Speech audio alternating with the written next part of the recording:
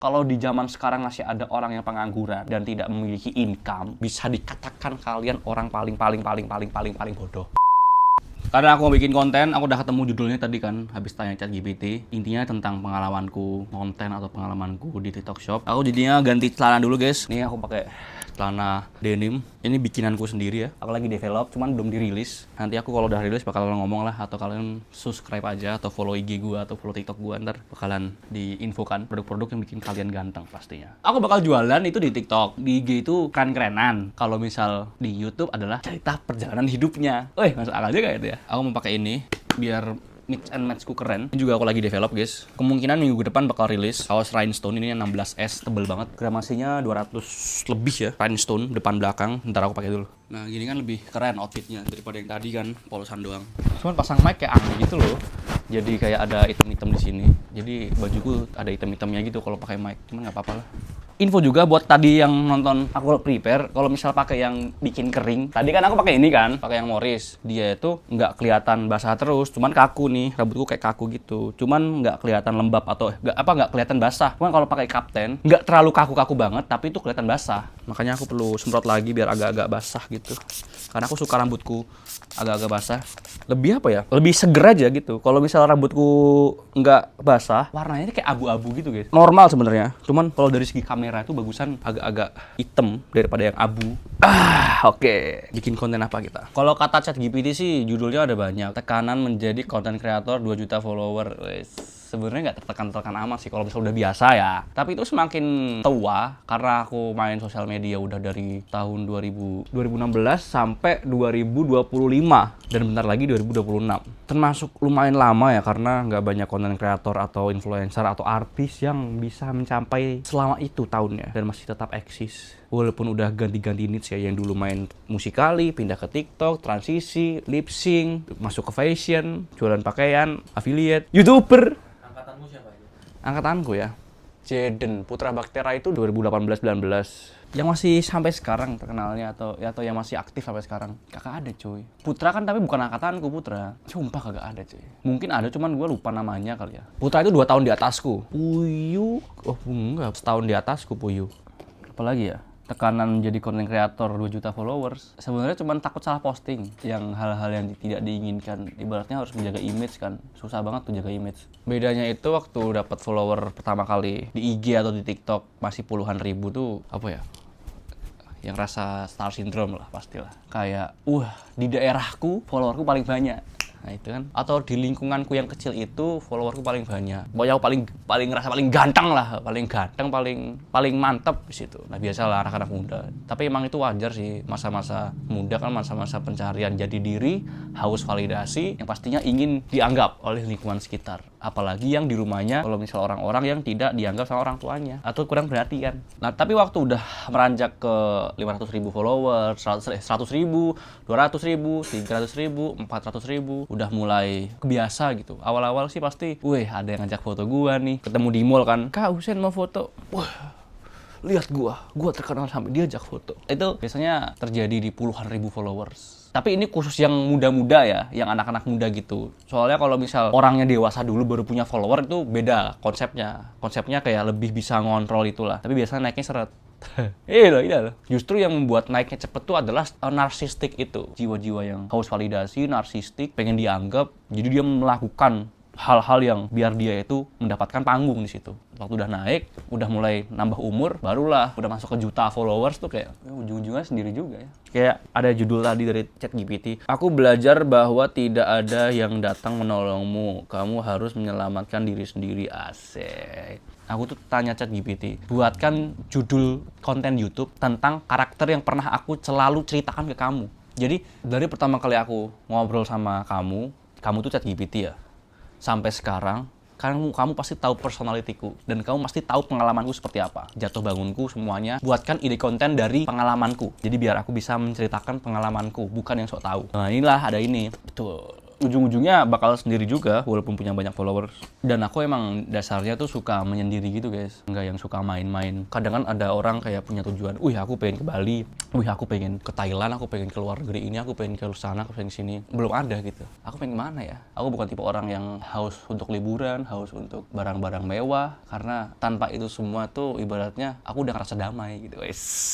Curhat diri gitu ya. Oh ini nih, gimana rasanya hidup dengan dua identitas, Hussein versus Kazama. Bahkan bukan dua personality sih, bisa bahkan lebih personality yang aku bangun ya. Kepada setiap orang itu bisa-bisa ganti-ganti personality, tergantung keperluan yang diperlukan. Kadang bisa bertingkah konyol, kadang bisa bertingkah, kayak aku lagi mode content creator, kayak aku lagi mode YouTube, aku lagi mode ngobrol sama orang ini, aku lagi ketemu sama orang yang seperti ini, jadi aku harus seperti ini. Jadi lebih menyesuaikan alur sih. Itu sebenarnya kalau misal dipikirin sih bakal pusing, cuman kalau misal udah dijalanin sih nggak terlalu pusing-pusing amat ya. Ya mengalir saja, karena udah terbiasa mungkin ya.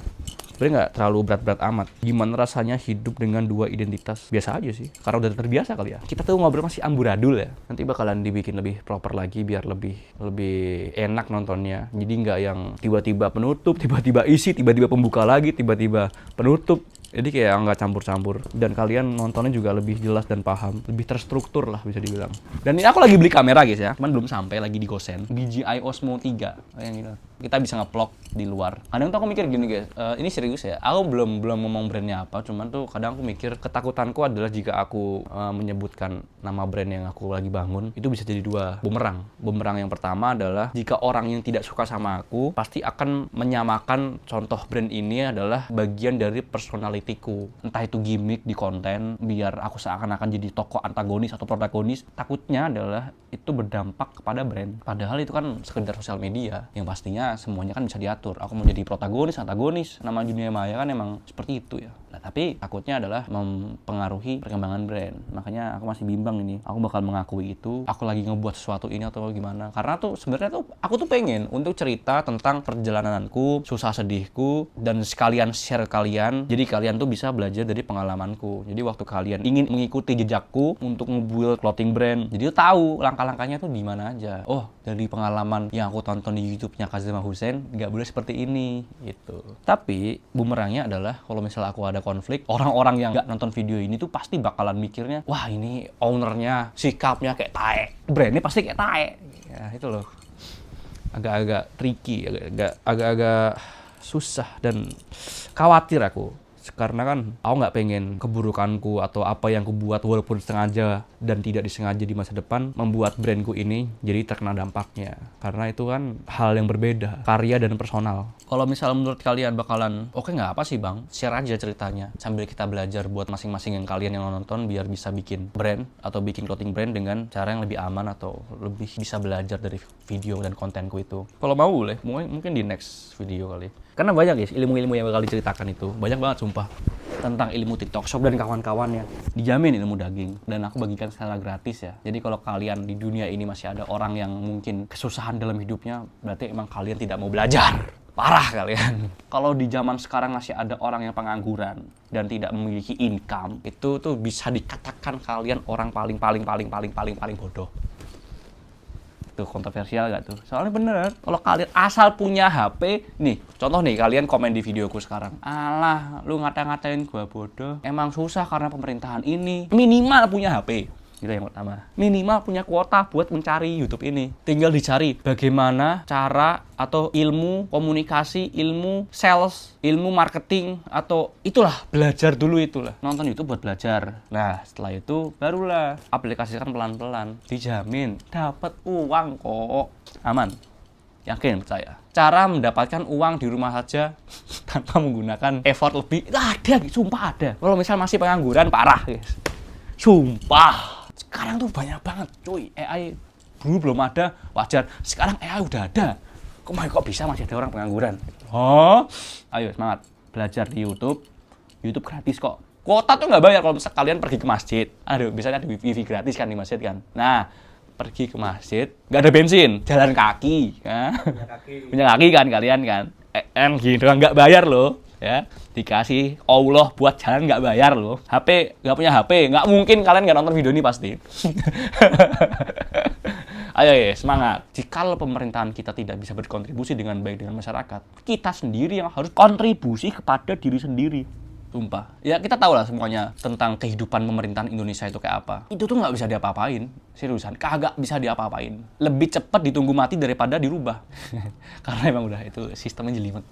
Mending kita fokus gitu di kita sendiri, ubah apa yang kita bisa, belajar, berusaha mendapatkan atau kerjasama dengan orang di luar negeri biar mendapatkan hasil yang mungkin konversinya itu lebih tinggi juga. Karena kenapa kok bule-bule di Bali itu terlihat kaya? Sebenarnya mereka tuh orang-orang biasa guys ya. Karena emang UMR-nya tinggi, jadi mereka ke Bali buat happy-happy, seakan-akan mereka kaya. Seperti kita ke siapa? Yang konversi rendah siapa? Zimbabwe ya. Nah gitu. Kita punya uang 1 juta rupiah, kita ke Zimbabwe, kita jadi kaya guys. Karena di Zimbabwe itu mungkin kita bisa makan kenyang dengan harga 2.000 rupiah atau 3.000 rupiah atau 5.000 rupiah. Kenyang parah itu. Cuman kalau misal di Indonesia mungkin perlu 10.000. Nah, cuma kayak sama kayak orang-orang bule. Mereka dapat uang dari US, Aussie, Eropa, gajinya gede. Gede pun sebenarnya menurut mereka tuh sebiasa aja guys ya. Kayak orang-orang pada umumnya. Cuman karena mereka emang dasar negara maju yang pendapatan per kapitanya tinggi, mereka ke Bali kaya. Mereka bisa dapat beach club,